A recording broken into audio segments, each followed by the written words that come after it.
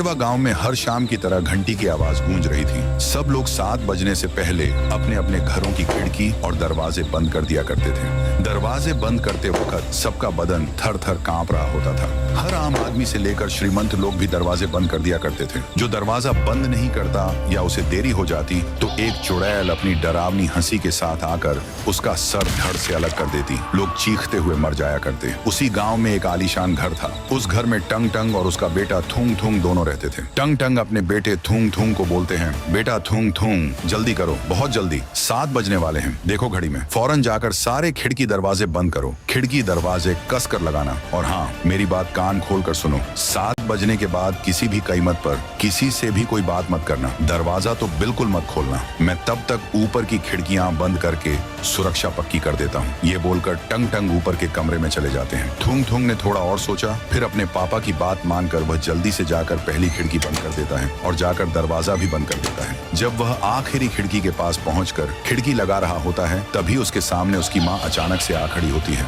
और थूंग थूंग से कहती है, थूंग थूंग बेटा, मेरे प्यारे बच्चे, तुम कैसे हो? मैं तुमसे मिलने के लिए इतनी दूर आई हूँ। क्या तुमने मुझे सच में पहचाना नहीं? मैं तुम्हारी माँ हूँ बेटा। क्या तुम अपनी माँ को भूल गए? चलो बेटा, जल्दी से दरवाजा खोल दो वरना वो लोग आ जाएंगे। उतने में थूंग थूंग हिचकिचाते हुए कहता है, मम्मी तुम यहाँ कैसे? ये कैसे संभव है? पापा ने तो मुझसे कहा था कि आप इस दुनिया में नहीं हैं। उन्होंने मुझे बताया था कि आप मर चुकी हैं। ये बात सुनकर माँ बोली, नहीं तो देखो मुझे, मैं तुम्हारे सामने बिल्कुल जिंदा खड़ी हूँ। पापा तुमसे इतना झूठ बोल रहे हैं। चलो बेटा, अब जल्दी से दरवाजा खोलो। मैं ज्यादा देर तक बाहर नहीं खड़ी रह सकती। वो लोग आ जाएंगे और मेरे साथ कुछ बुरा करेंगे। फिर थूंग थूंग बोला, हाँ मम्मी, मैं अभी फौरन दरवाजा खोलता हूँ, फिर आप अंदर आ जाइए। ये कहकर थूंग थूंग ने जाकर दरवाजा खोल दिया। दरवाजा खुलने के बाद माँ अंदर आने लगी। उसी समय टंग टंग नीचे आ गया। आते ही उसने माँ को आते देख जल्दी से दरवाजा बंद कर दिया और दूसरी तरफ की खिड़की बंद करने के बाद बाजू वाली भी खिड़की बंद कर दी।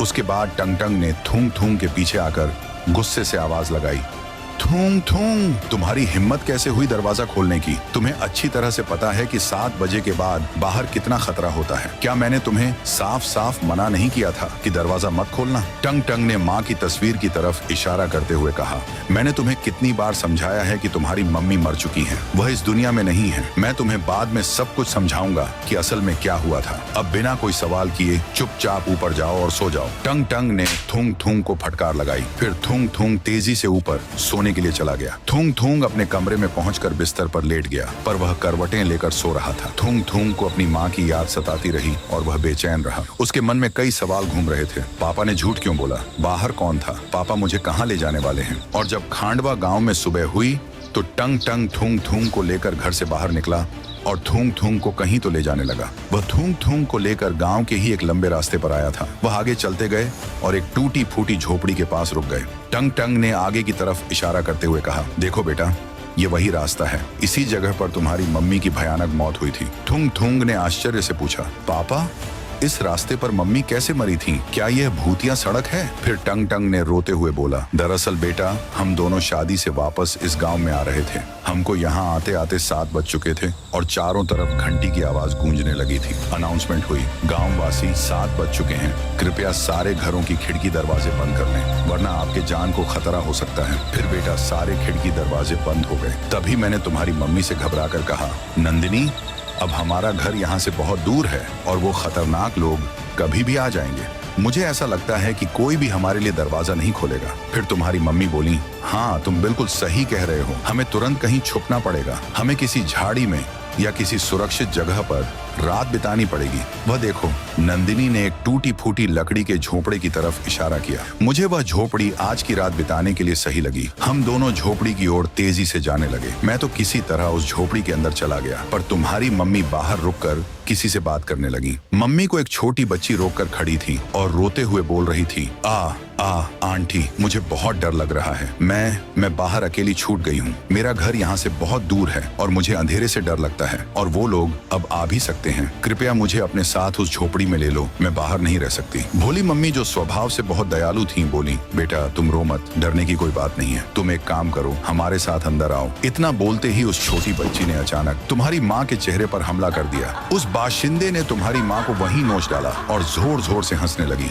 मैंने चिल्लाया, नंदिनी। फिर वो भयानक लड़की मेरे पास झोपड़ी के दरवाजे पर आकर मुझसे बोली, आओ ना अंकल बाहर, हम दोनों साथ में खेलते हैं, बाहर बड़ा मजा आएगा, हम बहुत खेलेंगे, आओ ना। क्यों डर गए, बाहर निकलो। अरे आना बाहर, इसलिए मैं तुमसे कह रहा था कि तुम्हारी माँ मर चुकी है, दरवाजा मत खोलो वरना वे तुम्हारे ऊपर हमला कर देती। टंग टंग ने उसे सारी बात बता तो दी थी, पर वह खुद कैसे बचा ये नहीं बताया। इसके बाद तीसरा दिन था। थूंग थूंग राजू की टपरी से एक कुरकुरा 5 रुपए में खरीदता है। वहाँ राई स्टार भी था। थूंग थूंग जब कुरकुरा लेकर टपरी से बाहर निकला तब तक 7 बज चुके थे। चारों ओर घंटी की आवाज सुनाई देने लगी। अनाउंसमेंट हुई, 7 बज चुके हैं, कृपया अपने घरों में बढ़ते रहें। थूंग थूंग डर गया था। फिर राई स्टार भी चाय पीकर राजू की टपरी से बाहर निकला और अपने घर की ओर जल्दी जल्दी जाने लगा। उतने में थूंग थूंग ने, राई भैया रुको, और हांफते हुए राई स्टार से विनती की, राई भैया अब तो 7 बज गए हैं और मेरा घर यहाँ से बहुत दूर है, मैं अकेले नहीं जा सकता, क्या मैं आपके साथ आपके घर में बस आज रात के लिए रुक सकता हूँ? मुझे बहुत डर लग रहा है। राई स्टार बोला,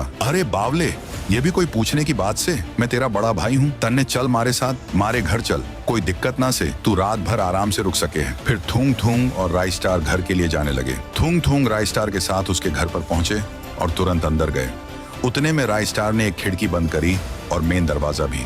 दूसरी ओर लास्ट खिड़की बंद करने गया तो बाहर थूंग थूंग की मम्मी अचानक से प्रकट हुई। थूंग थूंग ने माँ को देखकर डर के मारे जोर से चिल्लाया, अरे मेरी मम्मी, वो आ गई। राई स्टार भैया जल्दी खिड़की बंद करो, ये मेरी मम्मी नहीं है, ये वही बाशिंदी है, जल्दी करो नहीं तो वो हमें मार देगी। फिर राई स्टार यह सुनकर बोला, अरे बावले, इतना डर का रहा से, कुछ ना हो बे, थारी मम्मी कुछ ना कर सके, वह इस घर के अंदर नहीं आ पावे, मैं तन्ने एक जबरदस्त जादू दिखाता हूँ, तू चिंता मत कर। ऐसा करते करते मम्मी दरवाजे के बाहर रुकी थी और अंदर आने की कोशिश कर रही थी। थूंग थूंग बार बार डर कर बोला, राय भैया आप मेरी बात सुनिए, वह इंसान नहीं है, वह बहुत खतरनाक है, जल्दी दरवाजा बंद करो, उसे ऐसे बाहर मत रहने दो प्लीज। परंतु राई स्टार मम्मी को ललकारने लगा और बोला, थारे में दम होवे तो अंदर आकर दिखा रे छोरी, इतना क्यों इतरा रही है? तभी मम्मी बोली, तुम एक काम करो, तुम ही बाहर आ जाओ, मैं तुमसे ही अच्छे से मिलूंगी और तुम्हें बताऊंगी कि मुझ में कितना दम है। ये देख थूंग थूंग को बड़ा आश्चर्य हुआ कि ये बाशिंदी घर के अंदर क्यों नहीं आ पा रही। फिर थूंग थूंग ने उत्सुकता से राई स्टार को बोला, राई भैया ये अंदर क्यों नहीं आ पा रही हैं? क्या आपके पास सच में कोई जादू है? राई स्टार ने जवाब दिया, हाँ बावले, जादू तो से, पर वह मेरे अंदर नहीं, इस घर के अंदर है। बात यह है कि जब थारे मम्मी को बाशिंदी नोच नोच कर मार दी थी और थारा बाप साला डर के उस टूटी फूटी झोपड़ी में ही था, तब वही सब मैं खिड़की से देख रहा था। हमारे मन में भी सेम सवाल आया कि अगर वो बाशिंदी झोपड़े के अंदर घुसकर